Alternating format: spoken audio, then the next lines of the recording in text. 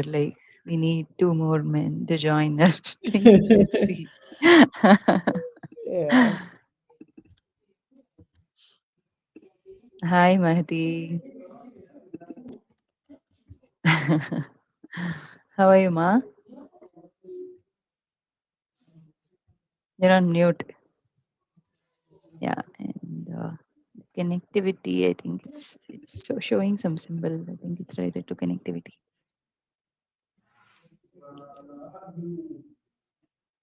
Just quickly checking if you can still hear me because I changed the audio some. I can. We Yeah. can. We can. Yeah. We Good. can hear you. And just want to clarify that if you're facing any issues, you also have the option to turn on the low definition mode. So on the lower right end, you would see HD. You can turn on the LD if you think Okay. there could be potentially internet-related issues.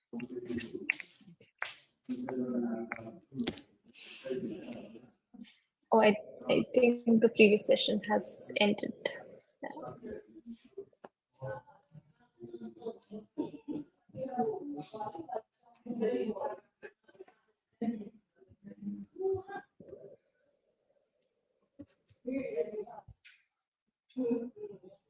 I'll also drop a reminder message for Naveen as well as Steve.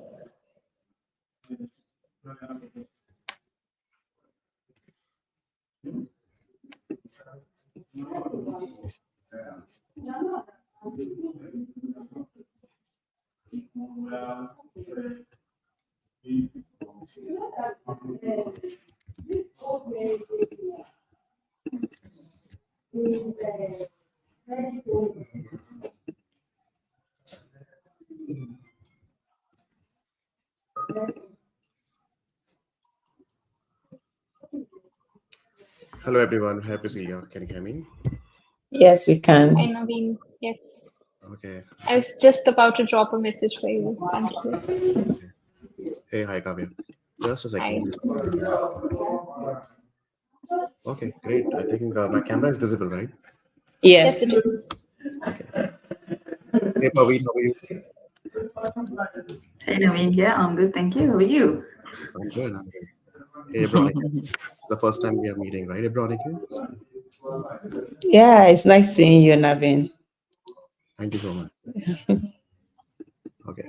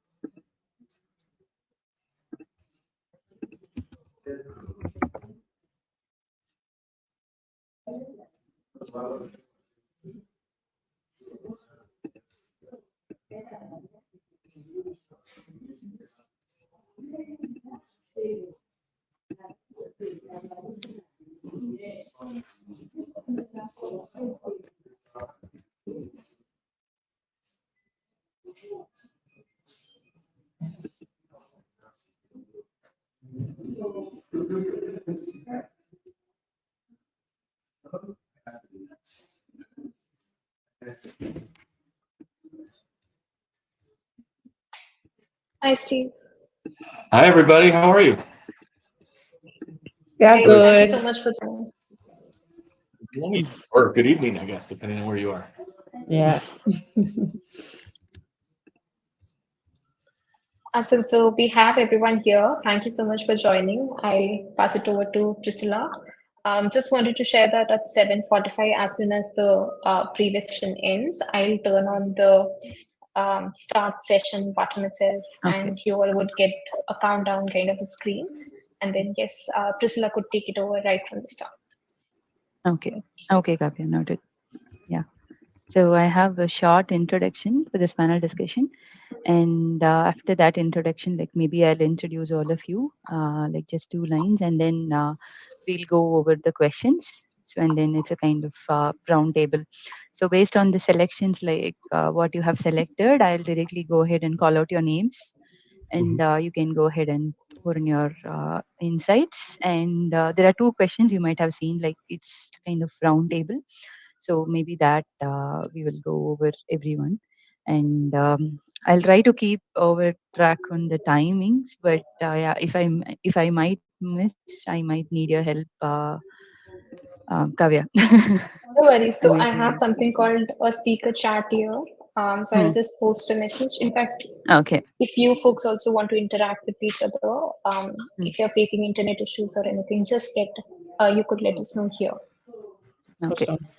And if you have time and want to take up any questions from the audience, let me know. I have given Priscilla, I've given you the host rights as well, so you would be able to Okay. see the questions. But if you Okay. want me to pull up the questions, I could do so. Okay. Okay. Sure. I'll let you And know. how much time we have? It's for 1 hour or It's Yes, it is for from an hour. It is 1 hour. for an hour. It's from 7:45 IST till 8:45 PM IST. So 1 hour. okay.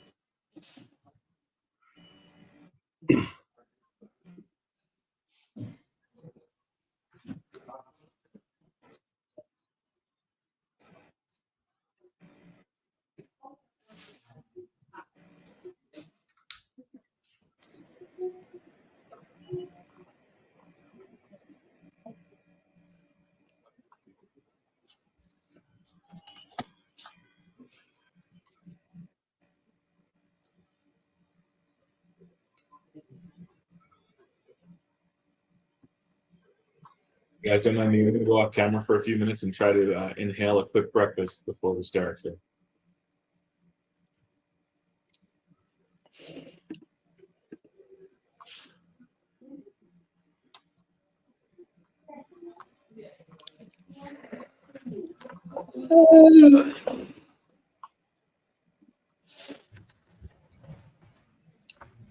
Priscilla, on Kavya, I think there's an issue with my camera. It Mackie, sorry, here. continuously Yeah, you are. says it's not readable, although I tested it from morning. Not sure. Okay. But it was working few minutes back, right? We were able to see you. And did you try this low definition, as Kavya said before?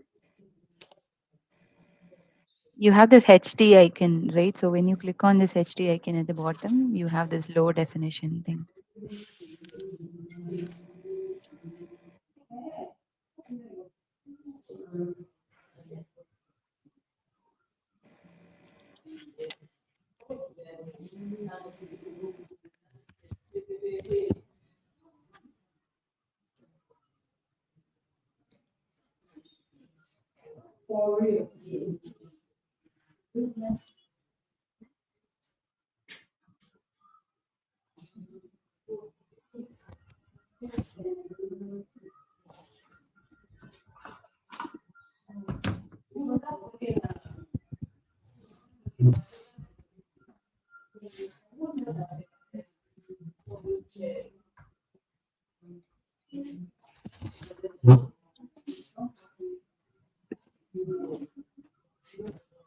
Hey, Kavya, what's attendance like so far? So we had near about 400 people at the start of the session in the morning. In the afternoon, right now it's about 200 people, 203 people online. Oh, wow. Okay. We are sending out another email, so hopefully that should help increase the number of people. So you then have to, and that's when you, Jojo, do, do, do, do, do.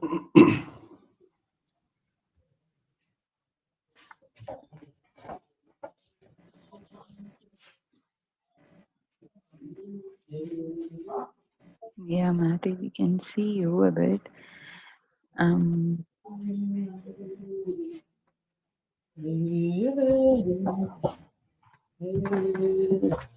you try speaking? Yeah, we can hear you.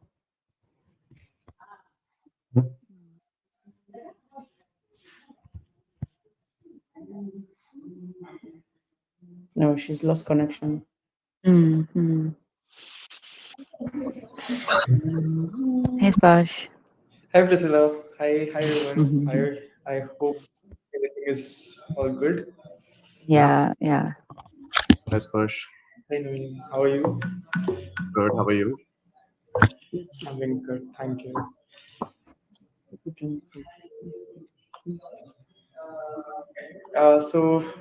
think we can start at 7:45.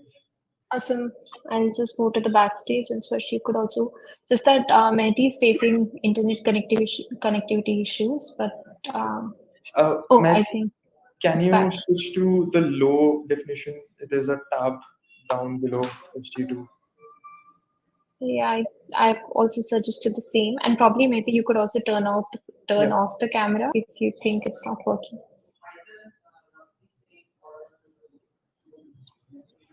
Irrespective, Sparsh and I will go to the backstage, and I'll just click on the start session button post that. Thank you so much. All the Thank you. best. All the best. Thank you. Thank you.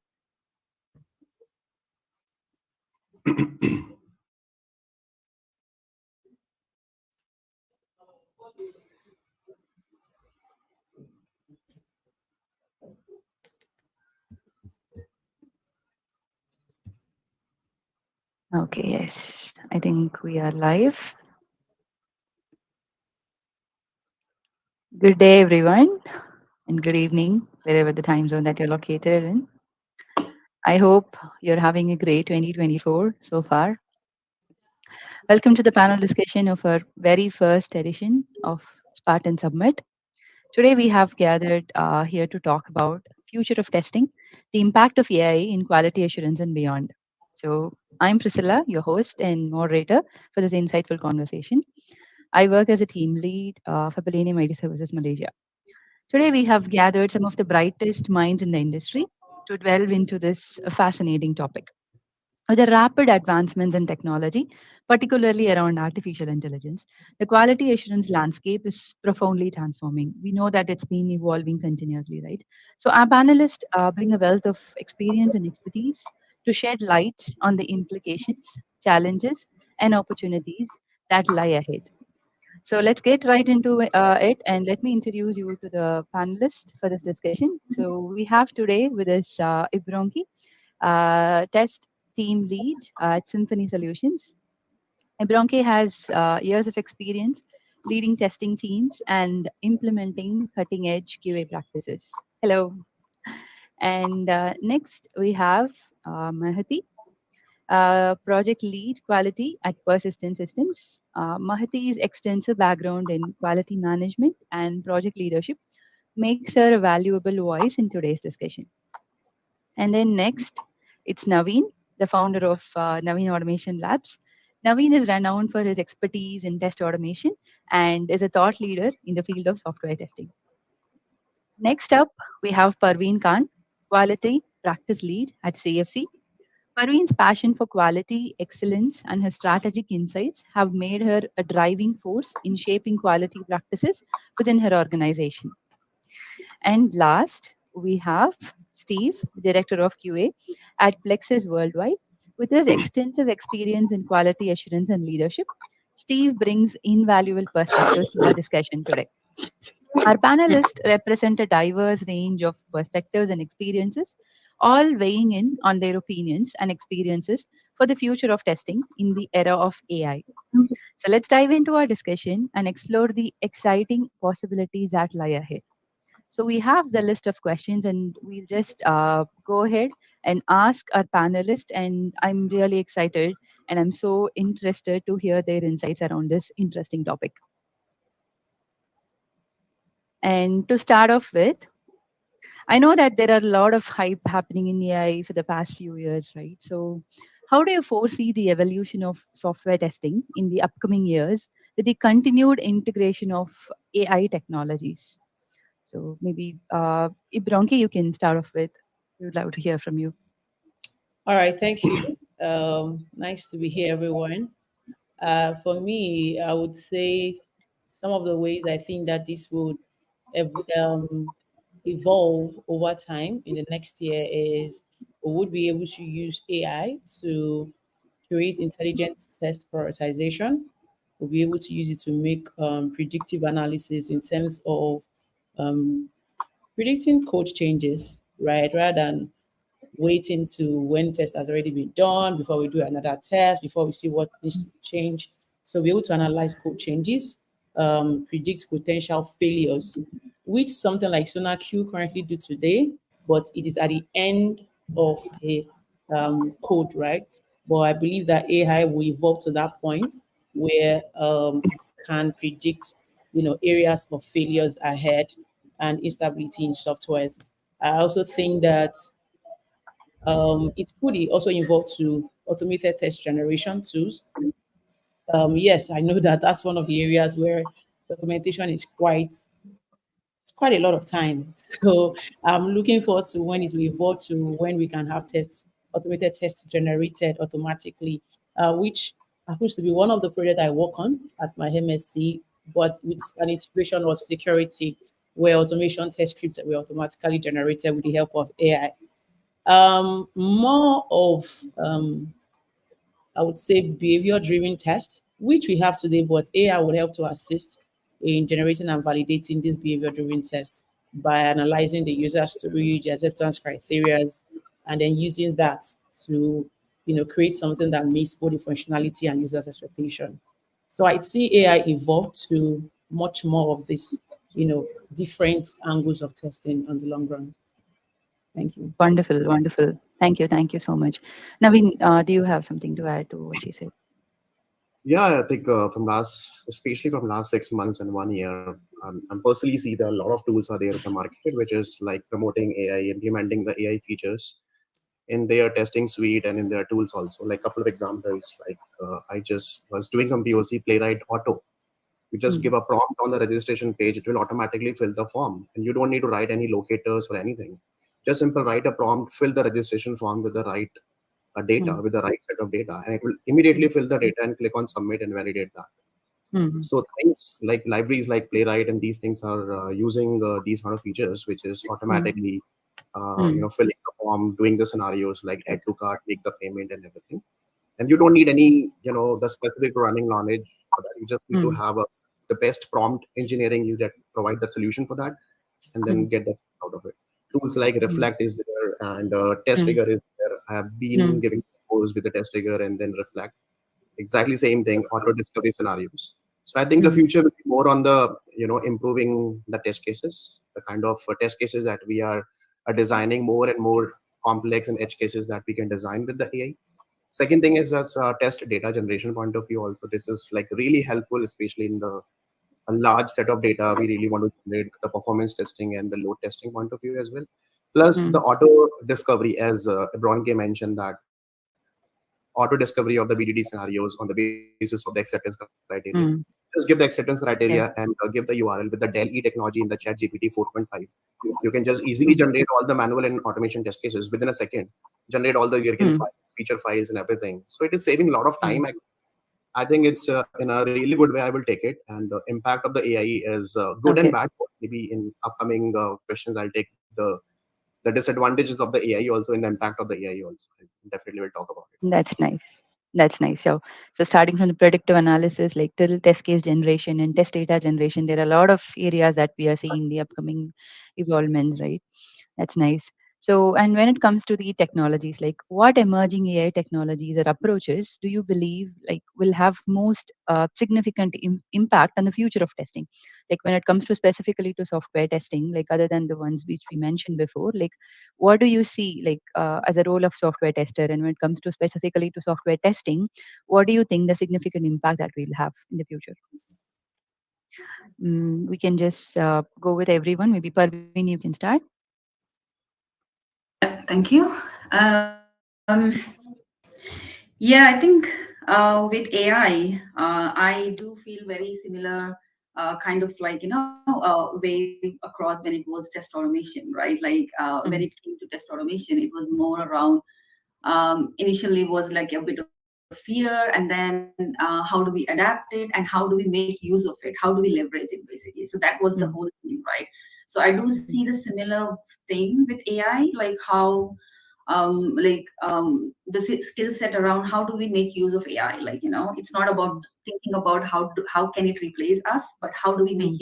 use of AI, Mm. especially around, maybe it could be, again, it depends on a lot of context and the type of product that you're working on, with a lot of risks, Mm. right? We know, like, AI Mm. is not about just good things, but some of the risks as well, with something around security and stuff. So I think our role will become more around how do we make use of those tools, because Mm. again, it's two streams, right? One is AI within the tools, and one is AI Mm. how do you make use of tools to help yourself, like, in testing, Mm. right?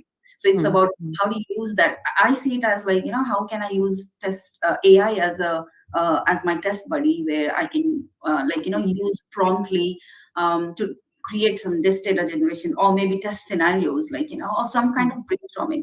And at the same time, when it comes to tools, like, I think as a software tester, I need to become more aware of, like, how can I use that, how can I debug, where can I use those technology. I think similarly with automation, how do you upskill yourself, which programming language, which tool. I think it's similarly with AI. I feel like our roles are going to be more emerging around picking up which areas are more you are passionate about, like, around data Mm. or around tool itself. So I think it depends, like, I think pretty much evolving around those side of things as a software tester. Okay, wonderful, wonderful. Yeah.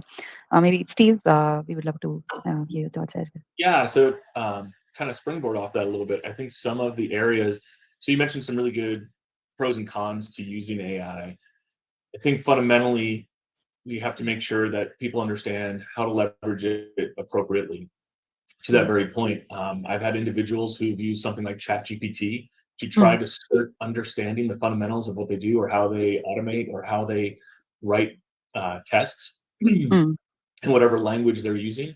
And then I've had other individuals who learned how to leverage it for their benefit, in that they're able to provide a lot more documentation through Mm. a tool like ChatGPT without necessarily giving up their fundamental knowledge, right? They're Mm. using it to enhance what they're already good at, and maybe something they don't particularly like doing, like, yeah, because we all Mm. love documentation so Mm. much, Mm. right? Mm. Mm. Uh, Yeah. so they were able to leverage that tool to help Mm. supplement something they're already amazing at, versus former example where somebody was just trying to get around not knowing what they were Mm. doing. Mm. You're right. You're Just right. things Thank to you. be aware of when leveraging these tools. Yeah, you're right, Steve. And I think that's an important skill that we all should learn about this, leveraging the AI tools for our daily usage or for your test usage, however it is. And yeah, Naveen, do you have something to add? Yeah, I think I totally agree with you, Steve. Like Mm, leveraging your automation and getting the help from the chat GPT. I think your main target should be, the repetitive task, repetitive code generation that you are doing regularly. And if you're already having expertise, and I know that I can mm, easily save my time, that could mm, be like chat GPT or AI could be my test buddy and then get the quick things from there and then implement in my framework or test kit designing and everything. But mm, other than that, we should understand we mm, should not be reluctant towards the technology. I think we have to mm, adopt it, and mm, we really need to know the basic fundamentals of AI and ML, the machine mm, learning, because mm, you never know after two few years, after 2 3 years, you have to design a specific tool or you have to contribute for that tool which is supporting AI, and you are designing some AI based tools also. So if your fundamentals are good, just like we started mm, with the test automation also, how exactly mm, ML work, how exactly data analytics, history of mm, data, how to mm. train the system and everything with the AI, and Mm. then on the basis of that, if we are a lot, we are learning and improving these things, and definitely it will help us a lot in Mm. the future of the testing and the implementation of the right test automation and the tools as well. You're right, Naveen. But what we as testers are thinking, like most of the time, we Hmm. directly jump and work with the tools instead of learning the basics very strongly, right? And then Correct. instead of knowing the terms and learning about like deeper into prompt engineering, directly we start with the tool. It's not like other exploring tools, I believe. When it comes to AI, as you said, like the basic knowledge of AI, machine learning, and data science is much more needed. It's not just because a tester it's not needed for you, it's not that case. I think those era has been gone. Like tester doesn't need that language or doesn't need that knowledge. I think it's no more. Everybody has to learn everything in this world of technology, right? So you're so true about it. Like the basics, it plays a very important role. And even when they are going to test the application or whether they are going to make use of AI applications, I believe either ways the basic knowledge of AI is going to help them in future. Like, yeah, Ibronki, do you have something to add here? I think it has really been covered. I would say that challenges that I could mention is maybe because I'm more of security, I would say in Mm. terms of regulatory, right? Um, Okay. because we are trying to use AI to get things done faster, we are also trying Yeah. to, we are unconsciously breaking some regulatories. Um, Okay. I see people just copy and just Mm. paste, right? And Mm.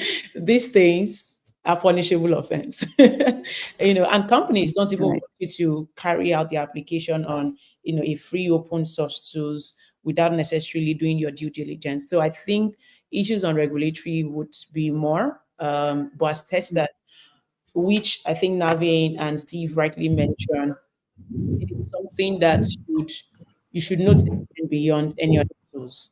The understanding of testing, Okay. the understanding of automation beyond tools should be more, so that when you are Mm. falling out of, I call it out of lane, when you're falling out of lane and making Mm. mistakes, errors, you can actually put yourself in check. Yeah, so I think that's just basically what I will add to it. Okay. Okay. Wonderful. Wonderful. Thank you, everyone. So I know, like, we were talking so much about AI. So other than AI or beyond AI, what do you think are the critical tools that, especially all the testing professionals, should focus in 2024? Like, Steve, would you like to start? Once the mouse mute button's found, absolutely. So this is something I like to talk about quite a bit because some of the intangibles, right? So while AI is a great tool, it doesn't take away from some of the softer skills that people need to really work on to be successful in what they're doing. So analytical skills, reporting skills, communication skills are all necessary and needed in order to even get to the point where you can leverage some of these additional AI tools, because you have to get the company on board. I think there was a question in the general comments about this actually. So if I may, I think it was Oswin. So we'll respond directly to that question around, losing work because of AI, et cetera. And there was other questions around how do we get more management involved or understand the necessity for these things. And it comes down to these softer skills. The ability to analyze what you have in place now and truly do either a market analysis or analysis on the tools that you're using and what could be leveraged better, and then be able to sell the idea of the ROI. If you're switching tooling or you need additional tooling to be more efficient in your job, how do you make that case? And that ties into the communication, right? You have to be able to talk to your upper management and really sell the story as to what this brings not only to you, but to them. So if I were to go into upper management and say, hey, I want this tool because it's really cool, that doesn't really sell the story as to how it benefits anybody other than me. Now, if I go into the same meeting and I explain, it takes us, if I have the data to support it and the analytics behind it, it takes us multiple days in a sprint to write automation. It is then brittle because it's UI specific. So a lot of locators break very often. We're spending a ton of time checking false positives because either the container or the automation suite ran too fast, right? And locators didn't load, or they broke, they changed briefly. Okay, and this is where we can leverage AI to self-heal, right?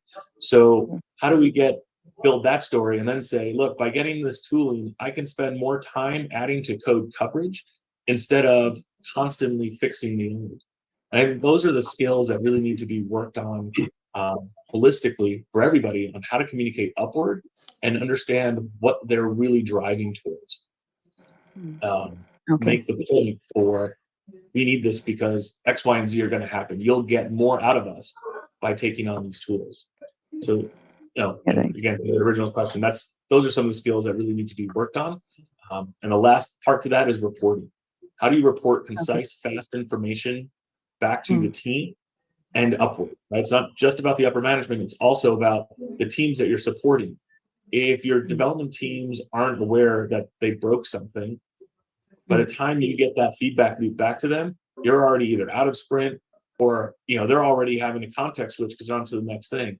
So how do we get that feedback loop faster and iterate back through a reporting mechanism that is concise, quick, and immediate? And those are additional skills. You're right. Yeah. So obviously these are like mandatory skills, like we all have to work on 2024, along with learning the basics of AI.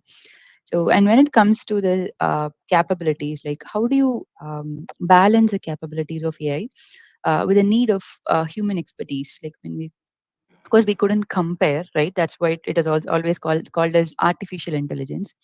In especially when it comes to testing scenarios and in complex project, like how do you balance the capabilities of AI with the human insights or the human superpower? Like how do you think that we can balance it? I would like to go. Go ahead. Steve, you want to go? Go ahead. I was going to say, I'll pass that to one of the other panelists for this one. Okay, great. Thank you. Yeah, maybe Parveen, you can add your thoughts here. Yeah, I can go for it. So, yeah, I think, again, I'm going to take this example of test automation, right? When it comes to balancing, right? The way I see it as like the way we can balance is like the way we use test automation is to help so that it can help us, right? It can help us to do more critical thinking, more exploratory side of testing, and doing a bit more making use of our critical thinking around improving product quality, right? So similarly, I see that again when it comes to AI, right, there's a lot that we need to when it comes to adapting to a product in a company. I think it's still quite a long time to go yet, because there are very few tools. There are quite a lot of tools, but I think it's more around you just can't get the tool and start using it. It's more around you need to like your team, right? Whoever is going to use it, it has to be more like you need to train, you need to learn first, you need to train them, and then think about where can you use that tool on the product that you have, right? Like just like doing like how you would work with test automation, right? Like you would use that for repetitive tasks that just needs you can make use of the time, right? Similarly, I see that any tools that are AI focused, right? So I see those as more how can we use that to balance pretty much both, like, and not just say that we just got, kind of a tool, and like maybe that's something that we don't need to do any more testing, or we need to remove some of the testers, or it is nothing on those lines. So I think that's the balance that we need to have, thinking that where can we use on the product, and what tool can we use, and how can we use on what, like, whether it's regression, whether it's test data generation, whether it's like test management, or what areas can you make use of AI in terms of testing, so that it can help your testers to use their critical thinking and their other side of expertise into the improving the product quality. And that's how I kind of see as balancing. Okay, perfect. So we have to weigh in the areas like where we can actually implement the AI instead of thinking about always replacing the testers and all those things. Yeah, you're certainly right. Yeah. Naveen, we would love to hear from you also. Yeah, I think the same thing. I totally agree with Parveen that the same scenario, a lot of people say that test automation will replace human testers or the human touch.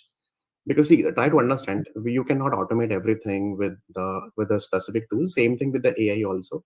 The human touch, the moral support, and then the moral framework it's needed that comes along with the human body. The creativity, way we are testing, the exploratory testing, the ethical testing that we are doing, that AI maybe somewhere cannot do that. To take an example of some very complex, user behavior scenarios where you have to do a lot of permutation combination, you have to discuss with the stakeholders. Your AI tool cannot talk to the stakeholders and get the requirement from the client and the customers. And Exactly. you have to give your testing mindset, the craftsmanship that we learn from the testing. That is what you have to implement. AI is just a robot. It's just I would say just a program which is helping me to enhance my testing activities, maybe in the form of defect logging or test case generation or test data generation and all those things. But the human touch will be there forever. You cannot replace You're right. manual testing. Generally, we say that manual testing or Yeah. function testing, we cannot replace with the AI or with any kind of automation or automation bots or something like this. It's absolutely Okay. needed. Use your creativity.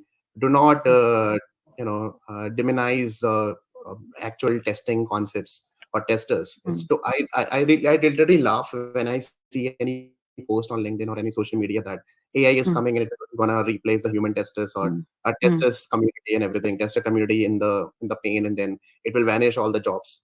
I was in Exactly. fact, reading one article also in one of the newspaper, and I was like literally laughing that these guys have no idea that how exactly a tester actually testing the application.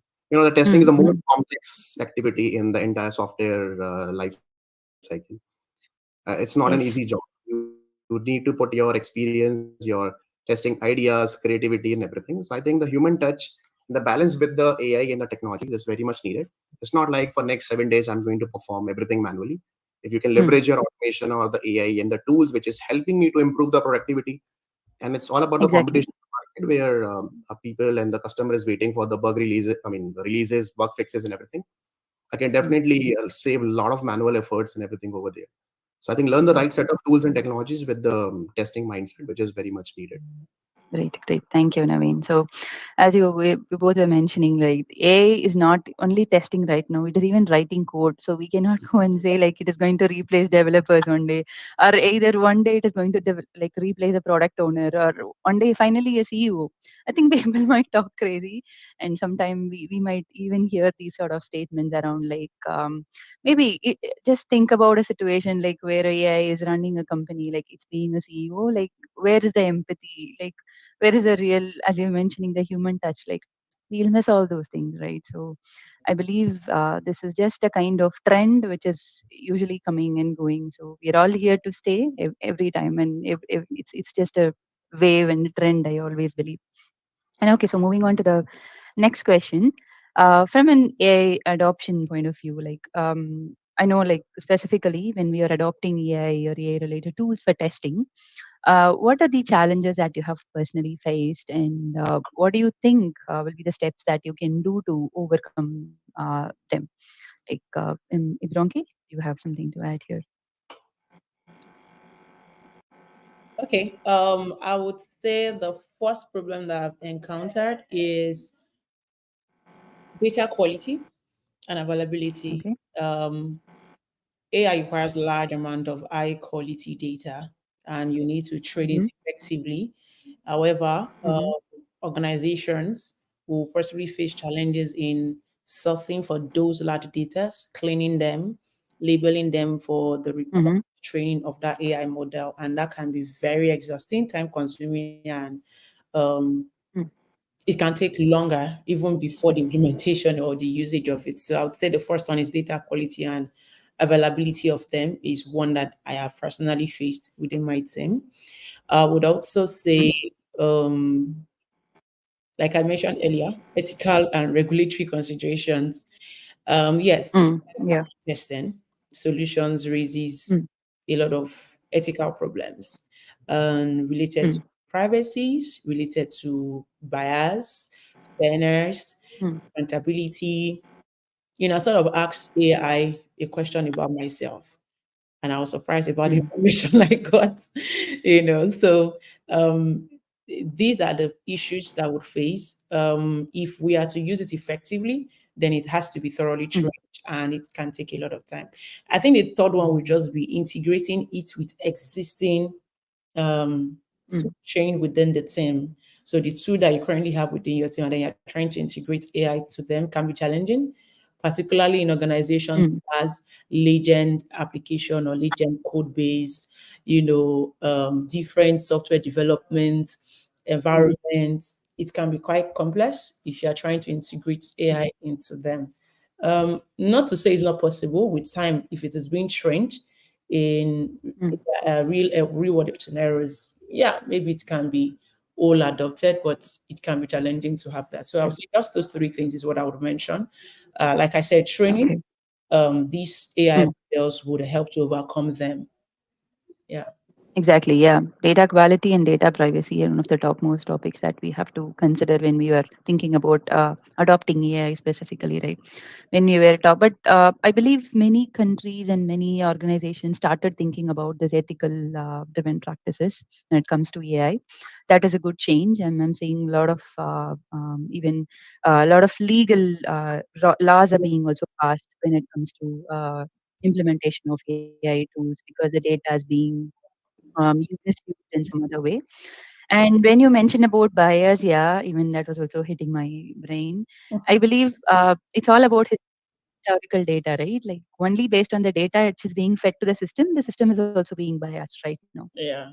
So I believe it's high time that the society has to think about removing the bias, right? So Yeah. once we as a community start thinking about removing the bias, and once we acknowledge the bias, I believe like in maybe 20 years down later, like the AI systems will also have a good data, as you mentioned, like all the cleaned up data, and they might avoid the bias in that sort of data because when we are asked to think about a CEO, obviously we'll think a male figure, right? Yeah. So it's kind of which it's being attached to us. I believe it's high time that we all should work on the biasing part of us. It's natural. It's not something that we have to feel so bad about it. We all have biases, but we all have to start working about it, Sure. right? That was interesting. Thank you so much. Yeah, Mahdi, do you have something to add about when it comes to specifically the challenges, or what do you think? Any of the disadvantages that you have the AI system adoptions? I don't say disadvantages, but specifically when it comes to challenges, I would say from which point you should start learning AI is a major confusion which testers are facing as of now. And also with the number of tools in market, every tool claims to have a AI based integration. That is also one more whether the tool really has it or not, we cannot really say Hmm. until we have used it totally. Till now, my experience has been only good with respect to Reflect, as Naveen mentioned, and I'm yet to try Test Trigger and all the other tools. So, the other speakers have been saying that replacing threat and how to adopt AI to your context is also a big challenge because organizations feel even in interviewing, for example, when I take interviews, nobody asks about AI, AI related. They just ask, you have a knowledge of generative AI? Okay, if there's a situation, can you use it to your context? And we Hmm. can't use every problem, every solution to solve every problem. So this is my perspective. You're right. You're right. Thank you. Thank you so much for adding your thoughts, Mahdi. And Naveen, do you have anything to mention about the challenges and the disadvantages here? See, the major problem is the entrance, like Hmm. too much copy pasting from the these tools. In fact, I was giving the code, training for one of the company in Dubai, and then Hmm. we were working with the Cypress automation tool, and I was Hmm. reviewing their the repositories and the PRs and everything. Hmm. And everyone it clearly looks like the copy pasted from the chat GPT and the code and then merging the code. In fact, when I was compiling the code, also a lot of errors and a lot of missing things. In fact, people Hmm. just directly copy paste the thing and then paste it in their editor and then executing it. And we found that that method, the class itself is not available in that library. And Okay. then we just get into the loop and then just trying to fix it again, a new prompt, again a new false information, again a new prompt, a new different method or some different things. And Hmm. totally surprising sometimes, because I think the Hmm. data is still immature, the model is Hmm. still not matured enough. We're Hmm. still having Hmm. some old data, maybe April 2023 with the chat GPT-4. I was looking into their documentation also. Plus there's Hmm. still a lot of things are required, need to be improved with respect to libraries and everything and code generation part. So that was like really frustrating sometimes. Hmm. In fact, I was talking to one of my old friends also in my previous companies where everyone is raising the PR with the chat GPT code. And in fact, especially with the freshers coming Hmm. and then writing some very complex code, generating the things from there and then copy pasting and here and there, not even changing the variable name and other things as well. And then just directly Hmm. copy pasting and then without proper testing and everything, they are merging the code and raising the PR for that. So that was like, I think the knowledge, the KT, and when to use and when not to use, when to avoid, that is a Hmm. major thing. Hmm. Plus, Hmm. again, with respect to functional testing, also that the way we are generating the test cases and the corner cases, I think we can do it. Some Dell E APIs are available with the Chat GPT-4, and then we can leverage those, like fixing the element locators and everything. I think Selector Sub is also using it, and Hmm. Selenium is also doing some LLM model over there. Hmm. Hmm. Those things are really good use cases for the for the AI point of view. But the Okay. challenge is like getting the copy paste content from there and then and Hmm. that is not going to help. We have to do experiment. We have to write Hmm. the code. We have to check our code. We have to write the UTs and SITs and everything, and then we have to make Okay. sure that it's all about the code is going to the production, and then if user is facing some challenges over there, and that Hmm. will be a disaster. So I think we Okay. have to take care about it. And this is the main thing that I actually observed Hmm. in the Okay. trend. Okay. Yeah, you're so right.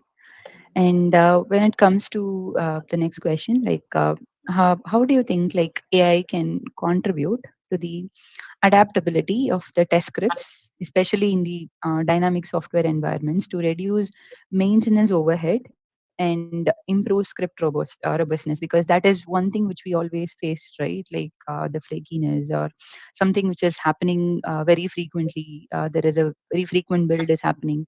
So obviously, then you have to update your automation script, right? So do you think there is an opportunity for AI, like where there is an area like AI tools could help you in that area? Maybe, yeah. I think Yeah, go ahead. Hmm. one point on this point, because Hmm. I was doing a couple of POCs. I found one of the Hmm. tool like the C Lights. It's Mhm. contains integration tool which can be integrated with the CI/CD with the Jenkins, and it's Okay. you just need to download their agent, Okay. and you can just deploy that agent on your Tomcat server, and then it will analyze the entire code coverage and everything. It will analyze that where exactly the problem with the UTs, where exactly the UTs are missing after bug changes or any new changes are happening because of the code fixes and everything. It will tell you this is the impacted area, so you can save some Oh, time over there instead of doing the complete regression. So it will be really okay. helpful for the a developer's point of view, where they are integrating with the C Lights and giving the complete the overall picture of traceability matrix and everything. A lot of matrices they are generating. End of the day, Mhm. they are releasing after every release and after every cycle, they are generating some reports also.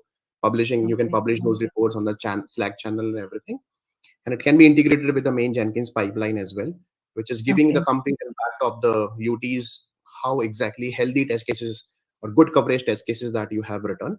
So Okay. just explore this tool, like to the audience also, I would say C Lights, SEA Lights. So I was doing some POC on that because one of my Okay. previous companies, they were using it, so I was thought of doing some POC on that.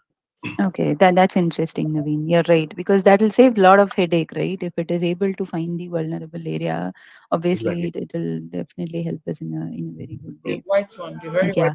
white one. Who wants to add to Naveen's thought when it specifically comes to the adaptability of test scripts? Okay, so just to Getting the add, project there. Yes, Steve. Go ahead. all right, I would say, Yeah, Ibranki, you can go ahead. Yeah. all right, can you hear me? Yeah, we can go ahead, please. Awesome.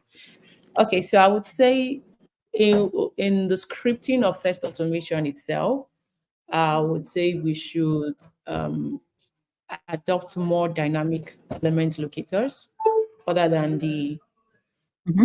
I see in some scripts that it is just like a very fixed element locator without making it dynamic. So I would say using a dynamic Okay. locators I tried that and it helps. Um, Hmm. the help of AI, one of the things I know AI can help do with feeding into machine learning is that it can help you generate dynamic, data. However, it means that your element locator also has to be very dynamic enough to the changes that is happening. So you don't have to keep going back to doing a lot of things. There's a lot of things that people do manually within automation tests today. Um, we should also do things called, we call it context aware testing. What context aware testing Okay. does is that with the help of AI, you can analyze the context in which the text is being executed, including the user interaction, including the system state. I've used some UI automation tools, and it's difficult because it is not contextualized. It's just it's a way I see we predict this is the way the user would do it, and that is the way we want to write our Mm. automation test. And we just write automation tests based on that user flow rather than making it context Mm. based on there are different ways user can interact with an application, different system states, different interaction, different environment conditions. In a situation where, as of today, there are some features that works effectively fine on Chrome browser, but they're not really that Okay. effective on Firefox, for example. How do you ensure that your test does not fail because that feature is not available on Firefox? How do you make that context awareness, kind of test scripts to ensure that, in the absence of this feature, what should happen? Mhm.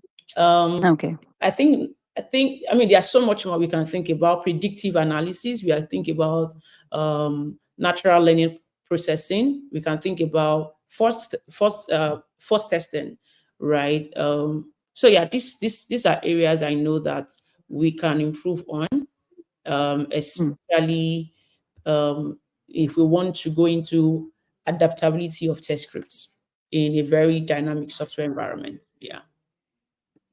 Okay. Thank you. Thank you so much, Ibranki. Yeah, over to you, Steve.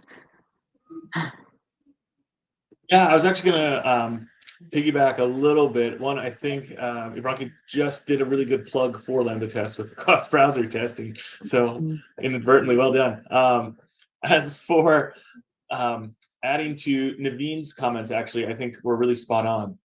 And to kind of elaborate a little bit more there, if I may, aside from some of those topics, I think test execution or code execution would be really valuable. Mm. And this is where AI, I think, can add a lot of value, including some machine learning, right? Understanding analytics around what the customer base is actually using on that code base, depending if your application is customer facing or not. Are Mm. you testing, are we, the organization, testing the right amount comparative to what's being executed? Are we Mm. executing code blocks holistically that have a high utilization rate across actual usage outside? And I think that's Mm. where we get a lot of value as well. In addition to that, I think from a testing perspective, we could get a lot of value from analytics with AI on, when I say test coverage, I'll add a little there. How many times has a test run in your organization, in your suite, that has never failed once? in its entirety. Is that test still worthy of being run? And what kind of analytics are being done around that? Should those be deprecated? Are they needed any longer? Is that such a well-baked area of application or code that doesn't require the same amount of testing anymore? And should we spend our efforts elsewhere? I think are some really big advantages of generative AI in the future. Okay, perfect, perfect. Thank you so much for adding your thoughts, Steve.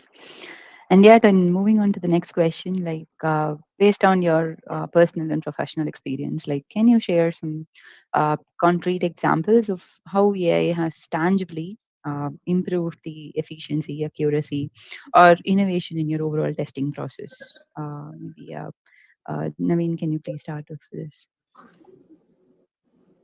So, frankly speaking, on a very honest note, most of the time we have done the POCs because it's something very new. I have seen that it's not about the only testing, the overall software development lifecycle, also adopting the AI at different level. I've seen tools like C-Lights and contains integration with the DevOps activities also. So a lot of AI, I mean, somewhere AI things are happening. People are experimenting it, doing some POCs, and getting good results also. And internally, people are using some NPM and LLM models also just to train the system. And there are a lot of cloud services also which is available. They are supporting the the AI based deployment and CI/CD servers, contains integrations and everything. So somewhere the DevOps team also and the dev team also, they started adopting it. For the testing point of view, I have seen few tools like Playwright with Auto Playwright. Just give the prompt activities and then automatically, it will fill the prompt. This is one of the areas. Second thing is that test data generation, but making sure that you are, all the ethical data and the compliances, and then especially with the very sensitive models or very sensitive applications like, healthcare domain or banking application or fintech, where they strictly not allowed to use it. And somewhere I have seen tools like, especially with the codeless automation tool, a lot of activities are happening with respect to AI, like test trigger, test IO, reflect. These people are using it. Prompt engineering, especially, that they are using on the basis of that, implementing the AI models. And practically, I have seen these things. And Selenium is a very good tool. Apply tools also, they are doing some AI processing to compare the visual testing and the AI images comparisons. That also frequently I have used in my previous projects. And the testing IO also, which is another take tool, which is also very popular, and which is doing the any fixes with respect to UI locators or any changes or any, let's see, one element shifted from this div to another div. So they are doing some AI complexity over there, and then on the basis of their parent or ancestors in the DOM, automatically fixing the locator within the script only. So those scenarios, or I mean, things also have changed, where the minimal amount of the maintenance that we have to do with the respect to test script. So these kind of practical things that personally I have seen. Okay, wonderful, wonderful, Naveen. Thank you so much. So, Parveen, do you have anything to add? Yeah, not much I can say, because I've yet to experience how it is more efficient in terms of like making use of AI. Apart from one tool that I came across, which I've used on one of my client previously, it was Apply Tools, which was for more like visual testing. Again, that's where Visual it comes, testing, right? exactly.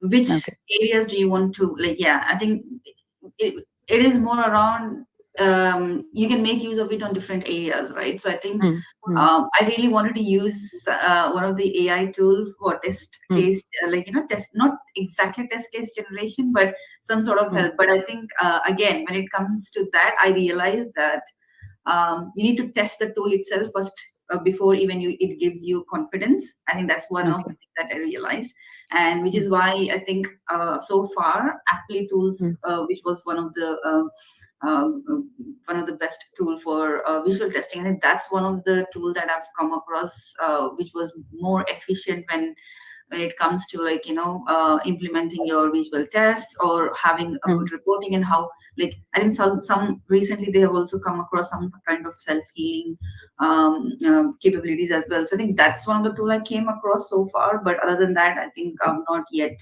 come across anything that was more efficiently helped me in any of those.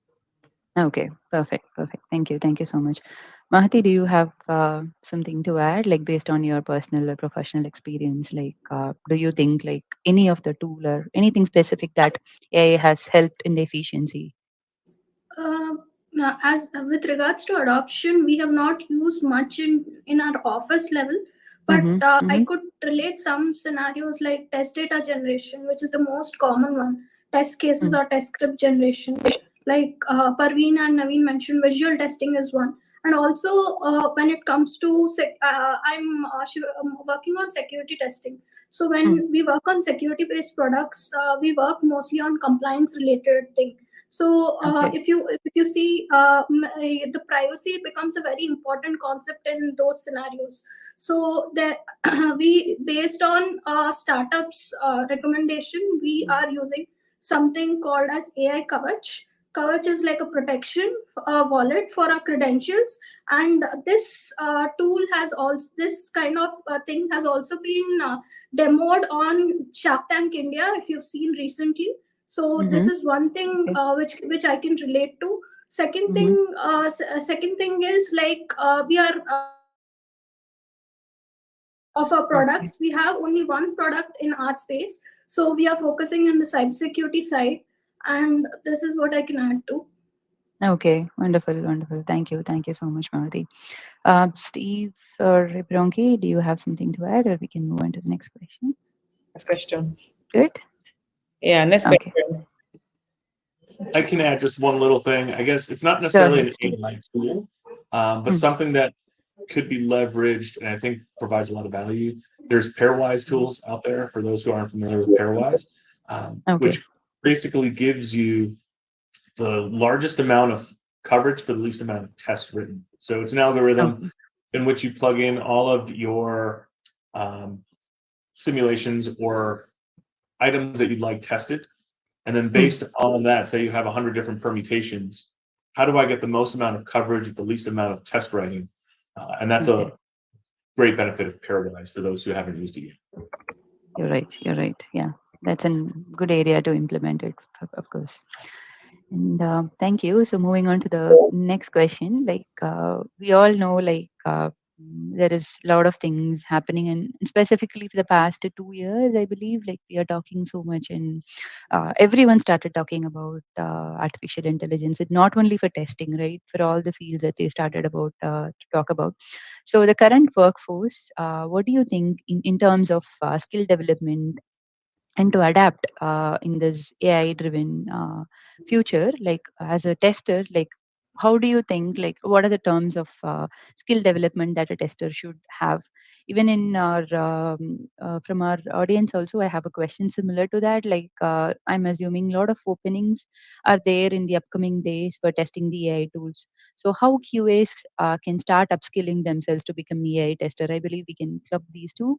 So you can think that's a very good point. I believe even in future, like we might see roles specifically to something called AI tester. So we can very strongly say that we are never going to replace the we'll be never be replaced. The role is also can be called as AI tester. That's a wonderful term to call out today. So there is a role, and what do you think? Like we as a community, testing community, should gear up, like kind of I wouldn't say defend, but just to gear up kind of battle, or it can be a good battle, can go bad as well, right? So what are the skills or development that we can personally work on it to face this AI hype? Yeah, I think we can go with everyone. Yeah, you can start, Ibronge, then we'll go ahead with everyone. Okay, so I will start from the bottom up, which Mm. is the most very common one that every QA should even have now, but can then improve Mm-hmm. one. The first one is adaptability and continuous learning, right? Okay. Um, as a QA person, you cannot be fixated on the old knowledge and information that you have. You have to be ready to evolve and grow, right? Okay. We are moving to an AI landscape consistently, which is consistently evolving. So professionals, testers needs to stay up to date and embrace Okay. the advancement that is coming up with the AI technologies and methodologies. I mean, we have already cleared the hair, even from the last session, and now that AI is not coming to replace you. AI is here to enhance what you do. So there should be a sort of acceptance towards it. Okay. So that's the first one. So, and that can be as much as continuous learning, taking more courses. I mean, Navin does a lot of amazing, learning on his page. I also do in my space, and a lot of people here also do. So, continuous learning, pursuing certifications as well would do a great justice. Attend workshops, conferences, event like this. Participate in communities. These are things that you have to be deliberate at learning. The next will be collaboration and communication skill. Steve just answered a question Okay. in the comment section. The ability to sell your story. It's a skill. Mm. Again, I'm not going into technicality yet, but these are the fundamental problem that can even affect you from being accepted on Mm. a more technical level. So collaboration and communication skill is another one. Effective communication is key. Sharing Mm. knowledge, aligning with the stakeholders on different functional areas, and you being able to communicate and sell your concept is highly in demand. Is highly in Okay. demand. So it's something you have to learn. Then we can now move to um, the bad guy in the room that everybody don't likes to hear, the programming and scripting skills. I mean, if you're going to be going into Okay. AI, you have no choice than to embrace programming and scripting. I know, yes, you are Exactly. comfortable with QA, but when we are Mm. talking about evolving in a Mm. landscape, you have to embrace proficiency in programming language. And we are not saying you have to learn all the programming language. You just have to pick one and be very vast at it, Mm. because these programming language are needed for developing customizable AI-powered testing tools and even using them, writing automation script, integrating this AI algorithm into testing workflows. You need to have a programming and scripting skills. I will go into, say, domain knowledge expertise. So some people here Okay. are good with they are good with the gaming industry. Some are good with the fintech, different domains. So you have to go deep understanding of those things and know how AI can help, because not AI too would work for every domain, right? So deep understanding of testing methodologies, the practices, and the industry standard would effectively affect how you're able to integrate with AI in the future. So professionals should stay up to date. Basically, uh, Exactly. two more things. Two more things. Understanding AI fundamentals. It's not enough to say, yeah, I want to do AI. I want to test AI. You have to develop, a fundamental understanding of AI concepts. What does AI concept? What is AI algorithm? What are the techniques that are relevant to testing in AI? How does that include machine learning, the natural language processing, the computer vision, and the predictive, all of those things? You cannot Mm. just Mm. be in just, I'm a QA person, I'm just meant to test. You need to have a fundamental knowledge of AI. And lastly, which is almost something I've said Mm. over 100 times today, will be being Mm. ethical and ethically Mm. responsible with AI practices. Mm. Yes, there is an Yes. increasing acceptance of AI techniques in testing. So test professionals, testers must uphold ethical, Mm. being responsible for AI practices, including data privacy, including Mm. transparency, including accountability. Mm. So there has to be guidelines and governance framework that would aid these AI powered testing tools and that will adhere to, Okay. probably ethical standards and regulatory requirements. So yeah, there's so much to learn. Like there's so much that Okay. QAs to develop on when it comes to AI driven testing. That's it for me. Thank you. Thank you so much. Yeah. So I believe a community is taking a note of all these things that you mentioned. And that was a kind of entire wrap up of this panel discussion. You mentioned it, everything clear and crisp. Yeah. So I believe still others have something to add. Maybe over to you, Steve. Do you think any other skills to add? Like upcoming to face the Am I supposed to upcoming top AI. that? I don't know if I can top that. That was impressive. That was gold right there. Exactly. I think Exactly. if I were to attempt to the skill, I think manual testers actually are going to do very well in this space in that they think a little differently than automators in how they approach testing. And if anyone here has ever used ChatGPT, you've had to iterate multiple times to get a desired outcome. And I think that's where a lot of the skills are going to come in for future testers, is how do they interpret real life examples and train the AI to do what the desired outcome is going to be. And that's going to take a very different mindset. And I think testers in specific are going to be very well suited because we think differently. We look to break things and look to explain things in a different way than your standard engineer. I think that's going to be a very valuable skill in the future. You're right. Yeah. Thank you. Thank you, Steve, for adding that. Mahati, do you have something to add? Yes. So tools come and go, technologies come and go. If last year was the year of API and accessibility testing and generative AI, this year it's completely focused on generative AI and AI based this and that. But what stays with you is your testing acumen, how you use AI and embrace it to solve your problems, how you enhance your skill set using AI, how you enrich yourself, the efficiency and the effectiveness of the testing processes. So, what will always remain in style or what is fancy is your testing skill set.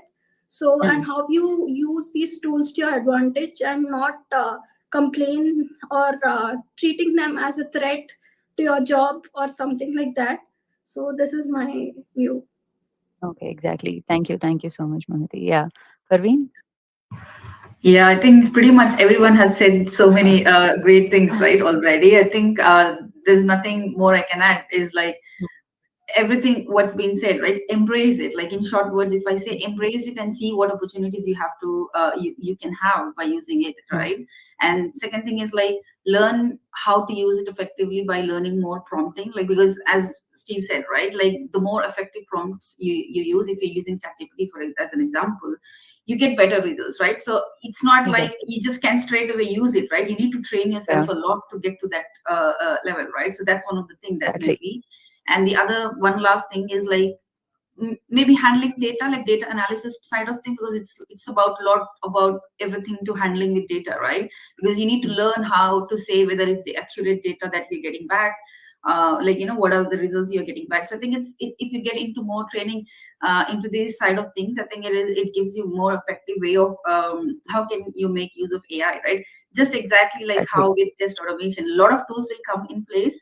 You cannot learn every tool out there, so learn the basics, learn the foundations, so that you can so that you can use any tool and you can adapt it. So I think foundations again, like basics and the foundations of AI is more important when it comes to learning any tool.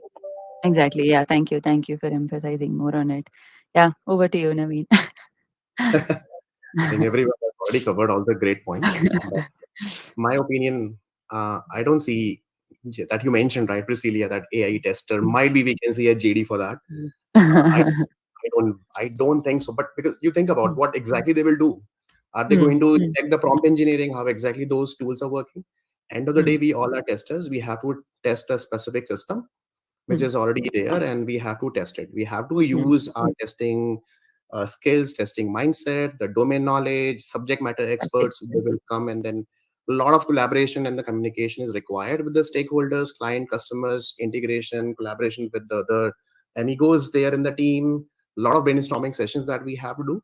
It's not like AI is going to solve everything for us. So I think the basic testing fundamentals, and for respect to test automation, basic programming skills are very much required. Tomorrow, if AI is fixing something, you have to make sure that whatever is fix is done, it's really correct or not.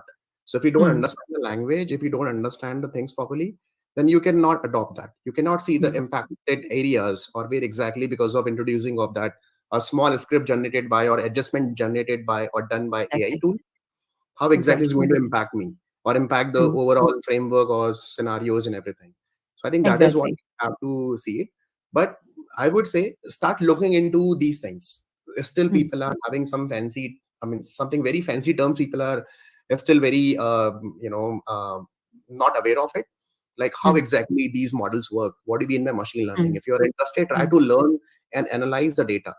Data science is very important here. You have to train your AI systems. So there are two types of users, two types of testers, in fact. One is adopter, like we all are the adopters. We are not the actual contributor for the Selenium, Playwright, or some automation tools. And the second one is actually doing the main implementation and integration with the AI in these libraries and the tools. So you see yourself where exactly your career, where exactly you are, where exactly your experience. If you are an adopter, if you are a consumer of these tools, you don't need to worry about the AI and everything. You start using these tools and do your regular job with the testing. But if you are at this level, contributor or committer and all those things, then you have to think about how can we develop a system for this community. 90% people are sitting over here, and 10% people, they have to think about how can I use these AI models, about all those things. Other than if you really want to a great career switch from testing to the data science or machine learning, you have to learn. There are some regular courses. These things are not that straightforward the way we talk on on social media. We have to learn the different models. You have to improve your mathematics and stats and everything. A lot of NLP models, some specific programming languages like Python and everything, we have to improve it so that we can understand systems better and we can test it accordingly as well in future. Yeah. Exactly. Thank you so much, Naveen. I believe we have pretty much covered the questions, and yeah, so due to the time limitation, maybe it's time to wrap it off. So, based on the current discussion that we had, we can strongly say that, of course, we cannot deny that the AI systems are evolving. Like when we comparing to the few years before, the systems are evolving, but we have to think about the human touch and where to leverage and what context that you're going to use and implement the AI. And also, as Naveen mentioned, like instead of relying totally on the result, only when you know the knowledge of verifying the output of the AI, only then you can ensure that the AI is working as expected, right?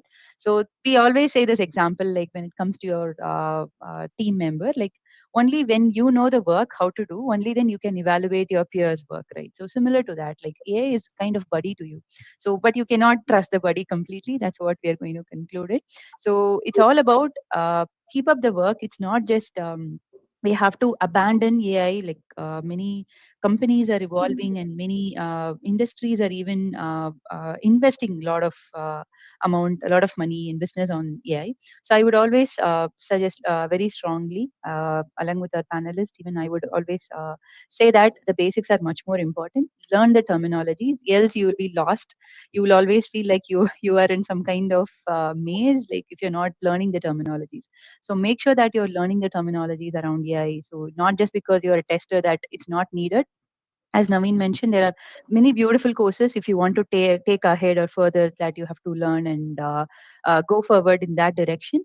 Learn the basics, think about and think the ethical principles, whether there is a right place to implement AI, okay, and validate your output, and always strongly believe that it's not always going to replace you.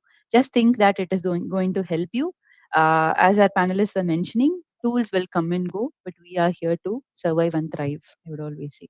So it was a wonderful discussion with all of you, and it was so interesting to hear all of your insights. I personally thank for all of your time and our audience as well. Thank you for being patient, and I am so happy that you were all here. And our special thanks to Lambda Test as well, as you always say that.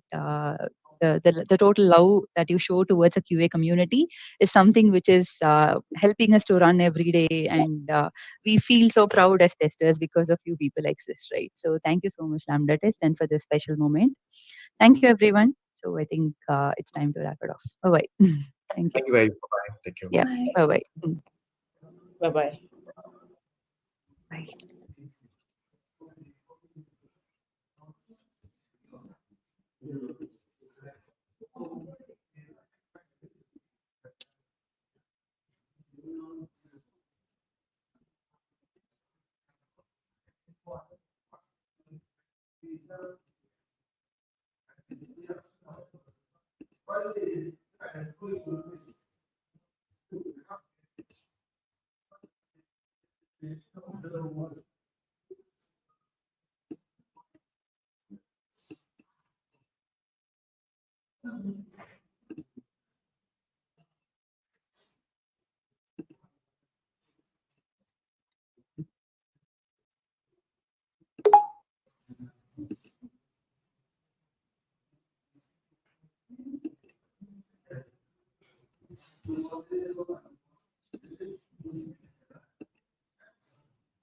Hello.